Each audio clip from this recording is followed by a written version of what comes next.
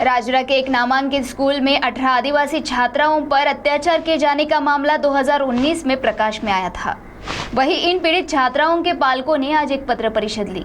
तो ये जानते हैं इस पत्र परिषद में उन्होंने क्या कहा। राजूरा के एक नामांकित स्कूल में 18 आदिवासी छात्राओं पर अत्याचार किए जाने का मामला 2019 में प्रकाश में आया था और इस घटना को लेकर हर तरफ हड़कंप मच गया था। साथ ही इस घटना का हर तरफ निषेध किया गया था तथा आक्रोश मोर्चा भी निकाला गया। वहीं आज पीड़ित छात्राओं के पालकों ने एक पत्र परिषद ली और उन्होंने इस संदर्भ में 16 मई को जिलाधिकारी कार्यालय के सामने उपोषण करने की बात कही और यह भी कहा अगर उन्हें न्याय नहीं मिला तो आगे अन्न त्याग आंदोलन भी करेंगे। तो आइए सुनते हैं इस मौके पर मौजूद पालकों ने और क्या कहा।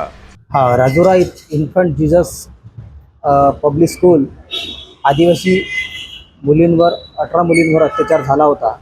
या बाबतीत मी संक्षिप्तमध्ये आपल्याला सांगू इच्छितो की आमच्या 18 मुलींवर लैंगिक अत्याचार झाल्यानंतर आज 6 वर्षापासून आम्हाला कुठेही पत्रानुसार दिलेल्या गेलेल्या लेखी दिलेल्या करारानुसार अजूनपर्यंत आमच्या मागण्या पूर्ण झालेल्या नाही आहे आणि पुढील काही कारवाईस शासन प्रशासन हे आम्हाला काही गोष्टीत मदत करावं किंवा आम्हाला पुढील येत्या लवकरात लवकरमध्ये आम्हाला हे केस आणि बाकीच्या गोष्टी निर्वळीत काढून द्याव्या यासाठी आम्ही या मुद्द्याला घेऊन येत्या 16 तारखेला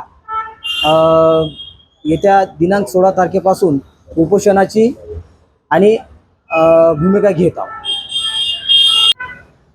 आम्ही राजूरा प्रकरणातील अत्याचारित पीडित पालक बोलून राहिलेलो आहोत।